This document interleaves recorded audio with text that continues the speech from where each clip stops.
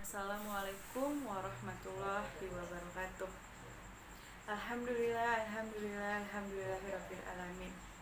Marilah kita panjatkan puji dan syukur kepada Allah Subhanahu wa taala karena kita masih diberikan kesehatan untuk dapat melakukan aktivitas pembelajaran kita melalui daring. Marilah kita mendoakan agar COVID-19 ini segera berlalu.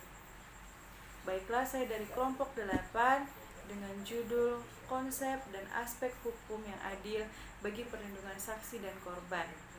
Saya Putri Rizky Azahra dan nantinya akan ada teman saya yang membahas tentang materi ini juga, yaitu Afrida Yanti Guru Ginting, Tiara Putri, Rindu Deswita Haryono, dan Faza Nazila Daulay. Pertama-tama marilah kita membahas tentang konsep hukum. Nah, Indonesia merupakan negara hukum yang tertuang dalam pasal 1 ayat 3 dalam Undang-Undang Dasar tahun 1945. Bahwasannya lalu di Indonesia juga mengatur bagaimana hukum itu. Nah, tentu teman-teman sudah tahu apa itu hukum menurut dari para ahli maupun dari pakar-pakar hukum lainnya. Jadi dapat saya simpulkan atau dapat kita simpulkan bahwasannya hukum itu yang pertama, hukum itu merupakan suatu kaidah dalam pergaulan masyarakat. Lalu yang kedua, hukum itu terdiri atas perintah dan larangan. Lalu yang ketiga, hukum itu juga bersifat memaksa dan mengatur. Dan yang keempat, tujuan hukum itu untuk mencapai ketertiban, kepastian, dan keadilan. Dan yang kelima, hukum memiliki sanksi yang tegas dan bersifat fisik. Lalu kita akan membahas tentang konsep dan aspek hukum yang adil. Kita akan membahas tentang apa itu konsep hukum.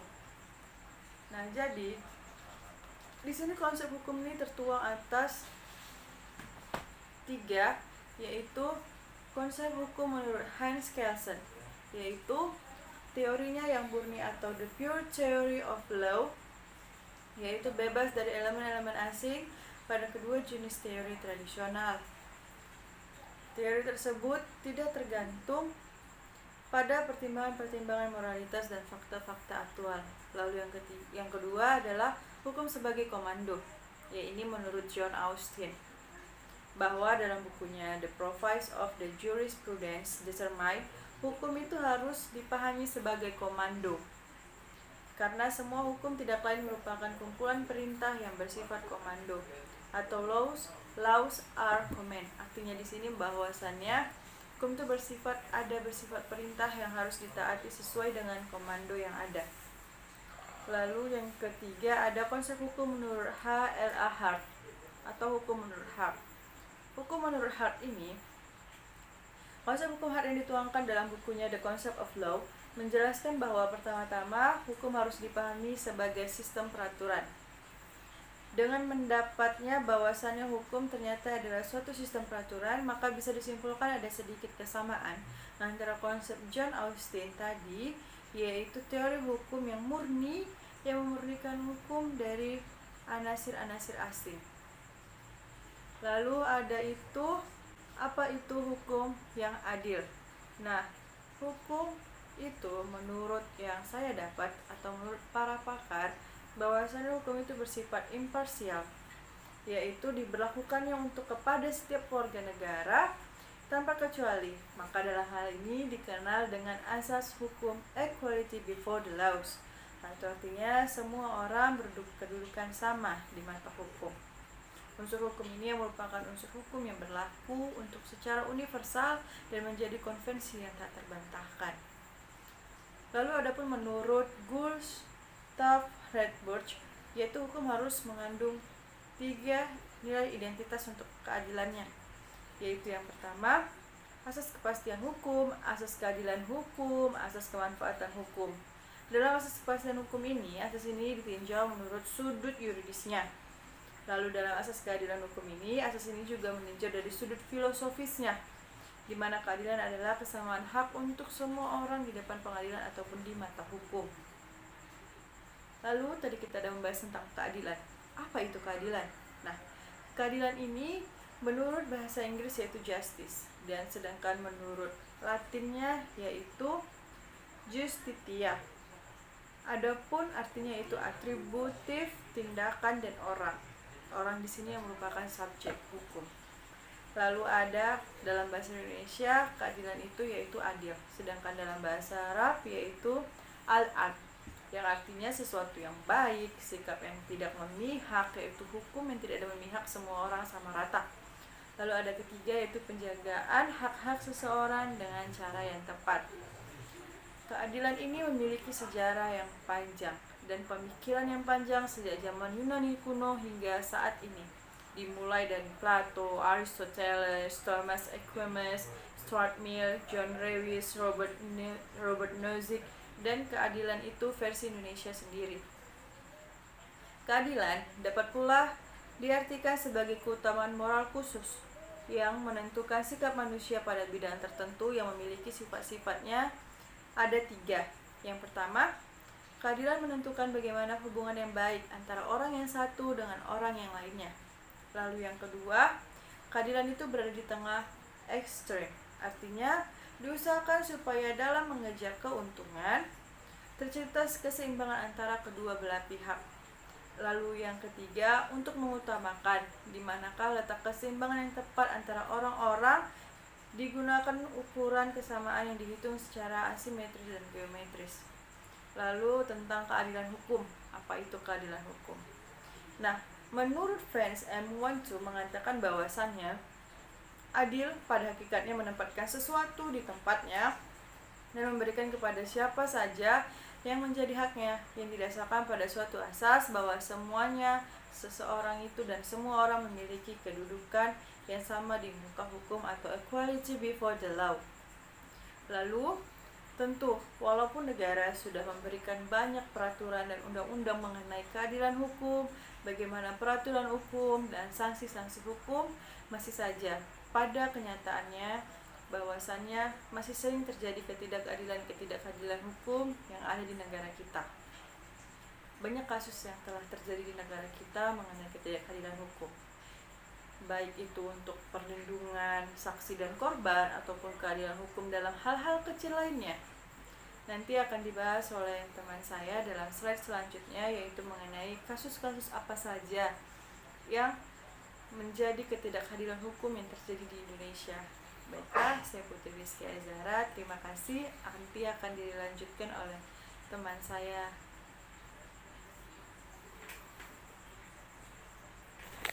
Assalamualaikum warahmatullahi wabarakatuh. Saya Afrida Yanti BR Ginting dengan NPM 180620365. Jadi di sini saya akan membahas mengenai keadilan hukum, yang dimana menurut Franz M. Wontu dalam mengukur sebuah keadilan, adil pada hakikatnya menempatkan sesuatu pada tempatnya dan memberikan kepada siapa saja yang apa menjadi haknya, yang didasarkan pada suatu asas bahwa semua orang sama kedudukannya di mata hukum. Lalu ada menurut Ulpianus, yaitu memberikan setiap orang apa yang semestinya untuknya. Lalu menurut Carlson and Rawls, keadilan meliputi 2 unsur, yaitu hak dan manfaat, yang dimana meraup nilai yang mengarahkan setiap pihak untuk memberikan perlindungan atas hak yang dijamin oleh hukum, yang bertujuan untuk memberikan manfaat bagi setiap individu, apa yang adil untuk menerima sebanding. Lalu, contoh ketidakadilan hukum, berita tentang nenek Asyani dari Kabupaten Situbondo yang harus menjalani proses persidangan lantaran diduga mencuri 7 batang kayu jati milik Perum Perhutani. Yang menurut nenek Asyani, kayu jati yang dipermasalahkan tersebut ditebang oleh almarhum suaminya dari lahan mereka sendiri. Dalam kasus nenek Asyani ini terdapat beberapa kejanggalan. Yaitu kayu jati yang diduga dicuri oleh nenek Asyani ini berukuran kecil yang berdiameter sekitar 10 hingga 15 cm. Sedangkan kayu jati milik perhutani yang hilang berdiameter sekitar 100 cm. Selain itu, kasus ini dilaporkan pada Juli 2014 dan Nenek Asyani ditahan pada Desembernya 2014 dan persidangan baru dibuka 3 bulan kemudian.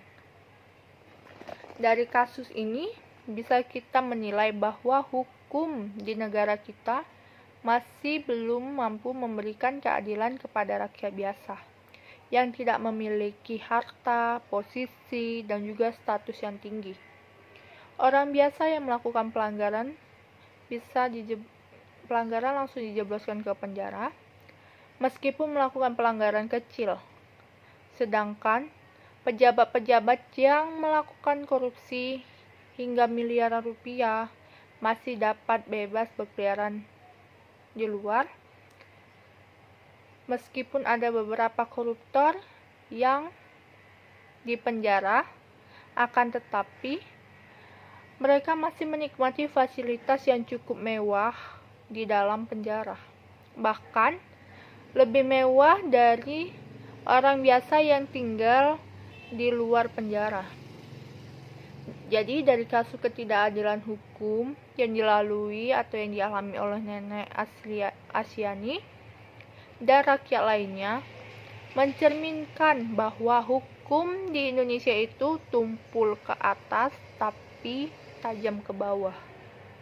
Lalu ada pada Undang-Undang Nomor 13 Tahun 2006 tentang perlindungan saksi dan korban, yang dimana pada pasal 4 perlindungan saksi dan korban bertujuan memberikan rasa aman kepada saksi dan korban dalam memberikan keterangan pada setiap proses peradilan pidana.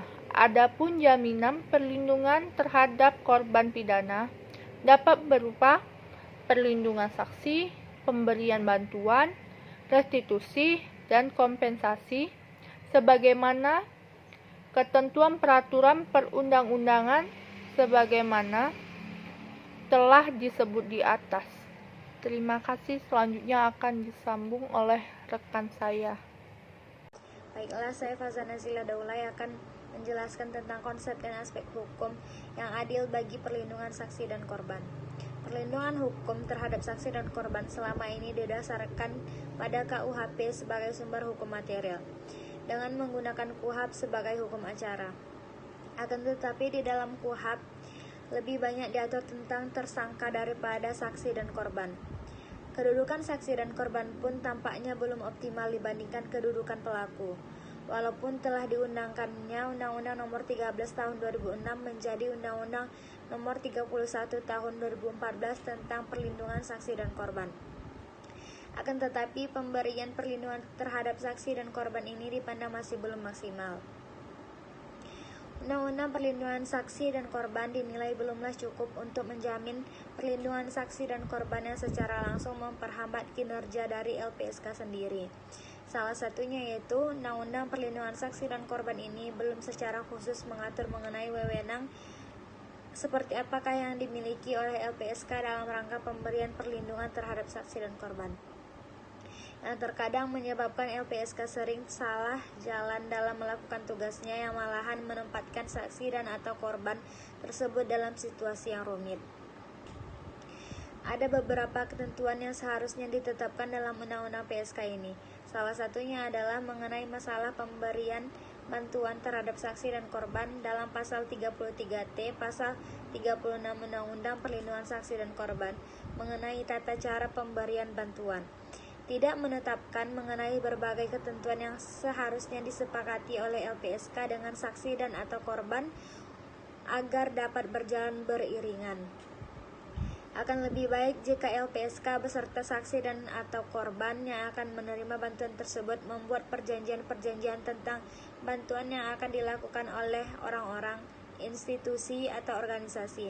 Misalnya membuat kesepakatan dengan departemen di lingkungan pemerintahan lainnya, atau membuat perjanjian dengan orang, institusi, atau organisasi untuk kepentingan LPSK yang lebih luas.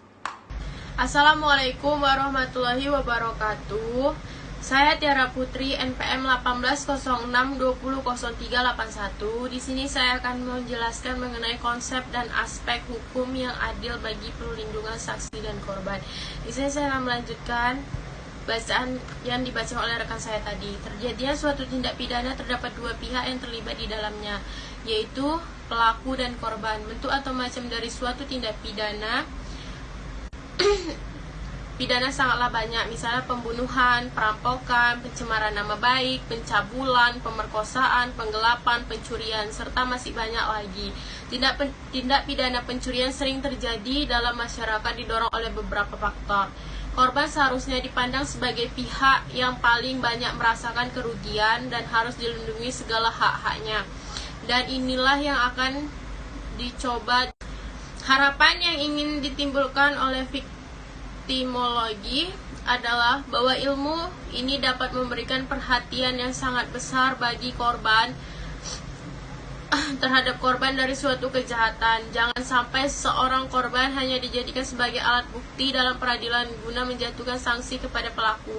Karena apabila seseorang telah menjadi korban, maka orang tersebut merasakan kerugian, baik kerugian material maupun kerugian secara imaterial. Tetapi sebagai korban, orang tersebut harusnya juga dapat diberikan perlindungan saksi berupa restitusi, rehabilitasi, dan kompensasi. Selanjutnya, saya akan menjelaskan mengenai kasus-kasus kurangnya keadilan bagi perlindungan saksi dan korban. Kasus penyiraman air keras terhadap Novel Baswedan misalnya.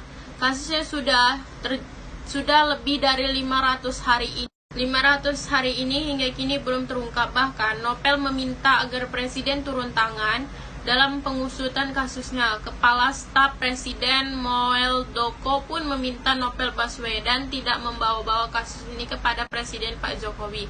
Bagi Novel, Presiden adalah sosok yang paling diharapkan untuk menuntaskan kasus yang membuat penglihatannya tak lagi sempurna. Novel pun mengaku kecewa jika Jokowi bersikap takut mengungkap kasusnya. Sekian dari yang saya sampaikan, selanjutnya akan disampaikan oleh rekan saya. Terima kasih. Assalamualaikum warahmatullahi wabarakatuh. Saya Rindu Deswita Haryono ingin melanjutkan apa yang sudah teman saya sampaikan. Dalam slide selanjutnya, kemudian kasus berikutnya yang juga merambah ke istana dan viral di sosial media, yakni kasus pelecehan seksual yang menimpa Baik Nuril Ma'nun. Baik Nuril divonis melanggar Undang-Undang Informasi dan Transaksi Elektronik karena dituduh menyebarkan rekaman pembicaraan yang mengandung unsur asusila antara dirinya dengan pelapor, sekaligus atasannya seorang kepala sekolah. Karena tuduhan tersebut, Nuril dihukum 6 bulan penjara serta denda 500 juta dalam putusan Mahkamah Agung. Baik Nuril pun merasa diperlakukan tidak adil, karena merasa dirinya adalah korban pelecehan, namun malah dijadikan tersangka pencemaran nama baik. Pelecehan itu disebutnya terjadi lebih dari sekali, dan perekaman dilakukan untuk tujuan sebagai barang bukti. Merasa tak adil, Nuril pun menulis surat terbuka kepada Presiden Jokowi dengan tujuan menuntut keadilan dan berharap Presiden mampu membebaskannya dari jerat hukum yang dialami. Surat yang ditulis Nuril pun viral di sosial media.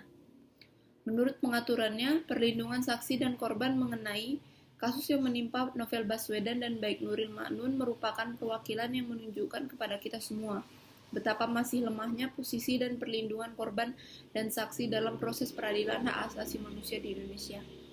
Di zaman yang serba terbuka ini, masih banyak kasus-kasus hukum di Indonesia yang hingga kini masih terabaikan oleh penegak hukum di negeri ini. Korban dan saksi merasa terabaikan oleh penegak hukum, hingga akhirnya mereka melapor ke sosial media yang menjadi buah bibir atau viral.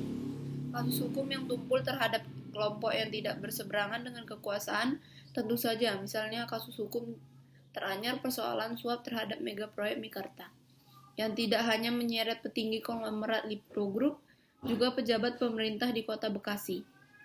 Kasus perizinan proyek Meikarta tersebut semakin menambah catatan kelam pemerintahan Jokowi.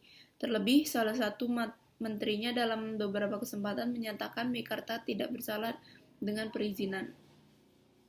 Pada pasal 5 Undang-Undang Republik Indonesia Nomor 31 Tahun 2014 tentang perubahan atas Undang-Undang Nomor 13 Tahun 2006 tentang perlindungan saksi dan korban, disebutkan saksi dan korban memiliki hak lain perlindungan atas keamanan pribadi, keluarga, dan harta, memberi keterangan tanpa merasa tertekan, dan tanpa bertatap muka dengan tersangka secara bebas dari berbagai ancaman. Selain itu, korban dan saksi turut memiliki hak mendapatkan informasi mengenai perkembangan kasus, dirahasiakan identitasnya, dan mendapatkan biaya transportasi.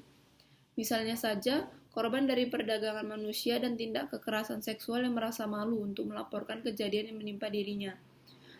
Mereka merasa malu bila kasus ini terbongkar dan menyebar ke masyarakat hingga menjadi aib.